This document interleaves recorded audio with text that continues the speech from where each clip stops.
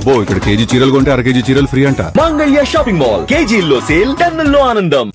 Governor quota MLC స్థానాల భర్తీపైన AP CM Chandrababu కసరత్తు చేస్తున్నారు. సీఎం చంద్రబాబు ఇవాళ ఎమ్మెల్సీ స్థానాలపై నిర్ణయం తీసుకునే అవకాశం ఉంది. రేపటితో 2 ఎమ్మెల్సీ స్థానాలు ఖాళీ అవుతూ ఉన్నాయి. ఎమ్మెల్సీ స్థానం కోసం ప్రస్తుతం రేసులో పలువురు సీనియర్ నేతలు ఉన్నారు. ఉమ్మడి కృష్ణా జిల్లా నుంచి అత్యధిక పోటీ ఉన్నట్లుగా తెలుస్తోంది. వర్ల రామయ్య, దేవినేని ఉమా, వంగవీటి రాధ, మంతెన సత్యనారాయణ రాజు, గోనుగుండ్ల కోటేశ్వరరావు, కొమ్మాలపాటి శ్రీధర్, గొట్టిపాటి రామకృష్ణ ప్రసాద్, టీడీ జనార్దన్, శ్రీనివాస్ రెడ్డి, తిప్పేస్వామి, పీతల సుజాత, పనబాక లక్ష్మి, కొత్త నాగేంద్రబాబు తదితరులు ఎమ్మెల్సీ రేసులో ఉన్నారు. ఇప్పటికే చంద్రబాబును కలిసిన పలువురు ఆశావహులు తమకు అవకాశం ఇవ్వాలని కోరారు. ఈసారి తమకు అవకాశం దక్కుతుందో లేదో అని ఆశావహులైతే ఉత్కంఠతో ఎదురుచూస్తూ ఉన్నారు. సో గవర్నర్ కోటా ఎమ్మెల్సీ స్థానాల భర్తీకి సంబంధించి చంద్రబాబు అయితే తీవ్ర కసరత్తు చేస్తున్నట్టుగా తెలుస్తోంది. ప్రస్తుతం చాలా మంది సీనియర్స్ ఈ పోస్ట్ కోసం అయితే ఆశగా ఎదురు చూస్తూ ఉన్నటువంటి పరిస్థితి ఉంది. అంటే ఉమ్మడి కృష్ణా జిల్లా నుంచే మెయిన్గా అత్యధికమైనటువంటి పోటీ ఉంది. సో చంద్రబాబు తీసుకునేటువంటి డెసిషన్స్ ఎలా ఉంటాయి అని చెప్పి అయితే ప్రతి ఒక్కరూ చాలా ఆసక్తిగా గమనిస్తూ ఉన్నారు. ఎందుకంటే చాలా సీనియర్ పేర్లు, అంటే సీనియర్ నాయకులు లైక్ వర్ల రామయ్య కానీ, దేవినేని ఉమా కానీ, వంగవీటి రాధ, అలానే మంతెన సత్యనారాయణ రాజు, గోనుగుండ్ల కోటేశ్వరరావు, కొమ్మాలపాటి శ్రీధర్, గొట్టిపాటి రామకృష్ణ ప్రసాద్, ఇలా వరుసగా చాలా మంది సీనియర్స్ ఉన్నారు. అదేవిధంగా విమెన్ సెంట్రిక్గా చూస్తే ఇటు పీతల సుజాత, పనబాక లక్ష్మి కూడా రేస్లో ఉన్నట్టుగా తెలుస్తోంది. అంటే అందరూ చంద్రబాబుని కలిసి ఇప్పటికే వాళ్ళు వినతులు కూడా చెప్పారు. అంటే తమకు ఈసారి ఖచ్చితంగా అవకాశం ఇవ్వాలి అని చెప్పి ఆయన ముందు చెప్పినట్టుగా కూడా తెలుస్తోంది.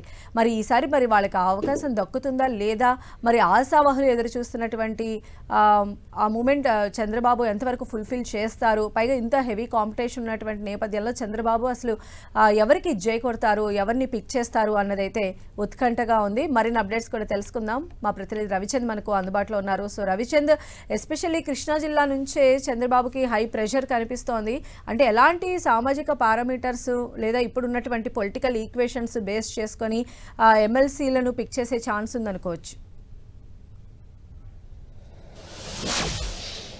సంధ్య, ఆంధ్రప్రదేశ్లో ఏదైతే ఎమ్మెల్సీ స్థానాలు 2 ఖాళీ కాబోతున్నాయి, రేపటితో ఆ 2 స్థానాలు కూడా ఖాళీ కాబోతున్నాయి. ఇప్పుడు వరకు కూడా ఆ 2 స్థానాల్లో కూడా వైసీపీ నేతలే ఉండటం జరిగింది. ఆ 2 స్థానాలు కూడా వైసీపీకి చెందిన జకియా ఖానం ఆ పార్టీకి దూరంగా ఉన్నప్పటికీ వైసీపీలోనే నుంచి ఎన్నికవడం జరిగింది. అదే పండుల రవీంద్రబాబు, వీళ్ళిద్దరు కూడా రేపటితో రిటైర్ కాబోతున్నారు. ఈలోపు ముఖ్యం ప్రభుత్వం తరఫున 2 పేర్లను గవర్నర్కి పంపించాల్సి ఉంటుంది.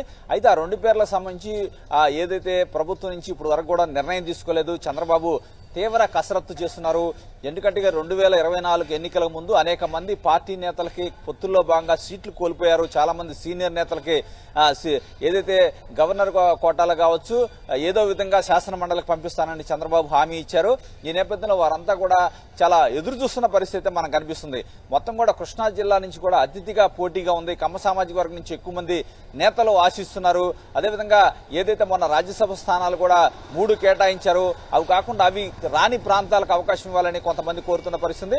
మరోవైపు ఎవరైతే ఎమ్మెల్యేలుగా భవిష్యత్తులో డీలిమిటేషన్లో సీట్లు పెరుగుతాయి కాబట్టి కొంతమంది పోటీ చేసే అవకాశం ఉంటుంది, వారిని పోటీ చేయించి అవకాశం రాని వారికి సీట్లు ఇవ్వాలని కూడా కొంతమంది కోరుతున్న పరిస్థితి. ఈ నేపథ్యంలో చంద్రబాబు తీవ్ర కసరత్తు అయితే చేస్తున్నారు. ఈ సాయంత్రం లోపు ఆయన ఒక నిర్ణయం తీసుకుని గవర్నర్కి లేఖ రాసే అవకాశం అయితే మనకు అనిపిస్తుంది. ముఖ్యంగా చూసుకుంటే వర్లరామయ్య ఇప్పటికే 2-3 సార్లు ఆయన రాజ్యసభ స్థానం చివరి వరకు వచ్చి ఆ స్థానాన్ని కోల్పోయిన పరిస్థితి మనం గమనిస్తున్నాం. ఈ నేపథ్యంలో ఎట్టి పరిస్థితుల్లో కూడా వర్ల రామయ్యకి అవకాశం ఉంటుంది అనేది ఒక ప్రచారం అయితే జరుగుతుంది. అదేవిధంగా దేవినేని ఉమా, కొమ్మాలపాటి శ్రీధర్ కూడా గట్టిగా ఆశిస్తున్నారు. మరోవైపు గోనుగుంట్ల కోటేశ్వరరావు చాలా సీనియర్ నేతగా ఉన్నారు. ఎన్టీఆర్ టైం నుంచి కూడా పార్టీలో కొంత క్రియాశీలకంగా వ్యవహరిస్తున్న నేత. వికలాంగులకు సంబంధించిన సమస్యలపై రాష్ట్ర స్థాయి పోరాటం చేసిన వ్యక్తిగా కూడా ఆయనకి పేరు ప్రఖ్యాతులు ఉన్నాయి. ఈ నేపథ్యంలో గోనుగుండ కోటేశ్వరరావు ఆశిస్తున్నారు.